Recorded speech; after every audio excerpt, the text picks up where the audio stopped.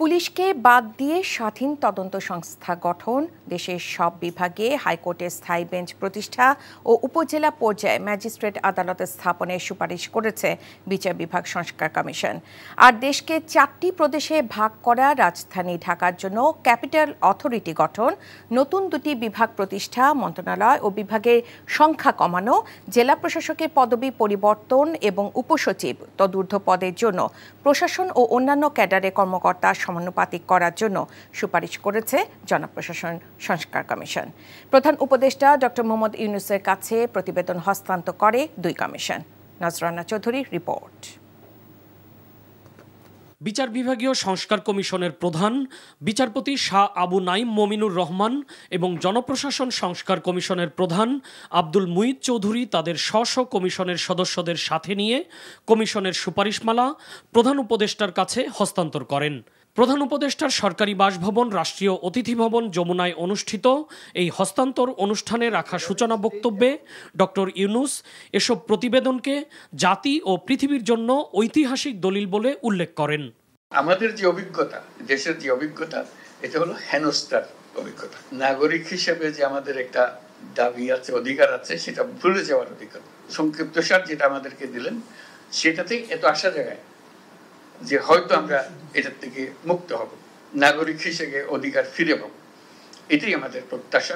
বিচার বিভাগীয় সংস্কার কমিশন মোট 352 পৃষ্ঠার প্রতিবেদন প্রস্তুত করেছে, যেখানে মামলা জট কমিয়ে নিয়ে আসা, আদালতের বিকেন্দ্রীকরণ, বিকল্প বিরোধ নিষ্পত্তি ব্যবস্থাকে জনপ্রিয় করা, আইনজীবীদের রাজনৈতিক কর্মকাণ্ড আদালতের বাইরে রাখা সহ বেশ কিছু সুপারিশ করা হয়েছে। নানা ধরনের ইনফ্লুয়েন্স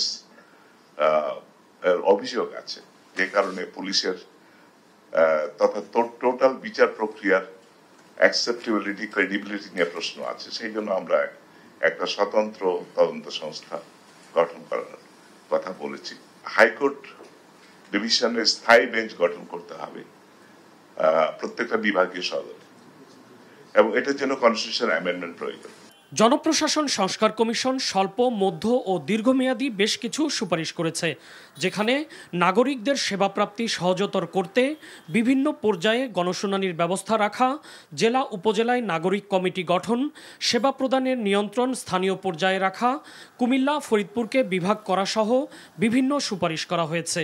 জেলা প্রশাসক এই পদবিটি নিয়ে মানুষের মধ্যে নানান ভুল বোঝাবুঝি আছে, সেই জন্য আমরা এটাকে এই 2টি পদবি চেঞ্জ করে জেলা ম্যাজিস্ট্রেট ও জেলা কমিশনার আর উপজেলা কমিশনার, সাব ডিস্ট্রিক্ট কমিশনার করার জন্য প্রস্তাব করেছি। যদি 4টা প্রভিন্স করা যায়, তাহলে আমাদের ধারণা রাজনৈতিক দিক থেকেও এর একটা প্রভাব আসবে, কারণ ওয়ান সেন্ট্রাল গভর্নমেন্ট কেউ একবার বসে গেলে সে he or she can control the entire country.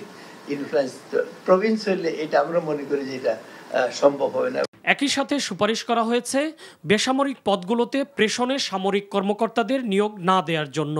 জ্যেষ্ঠ আমলা নিয়োগের জন্য সুপেরিয়র এক্সিকিউটিভ সার্ভিস প্রতিষ্ঠার সুপারিশ করে সেখানে 5% সরকারি কর্মকর্তা ভিন্ন ব্যক্তিদের নিয়োগের বিধান রাখা হয়েছে।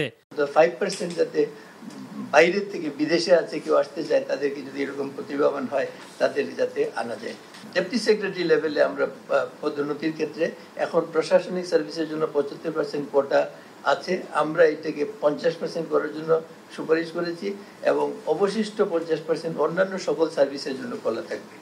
কার্যকারিতা না থাকায় জেলা পরিষদ অবলুপ্ত করা এবং মন্ত্রীর পিএস এপিএস ক্যাডার সার্ভিস থেকে না নিয়ে সম্পূর্ণ রাজনৈতিকভাবে নিয়োগ দেওয়ার সুপারিশও করেছে জনপ্রশাসন বিষয়ক সংস্কার কমিশন।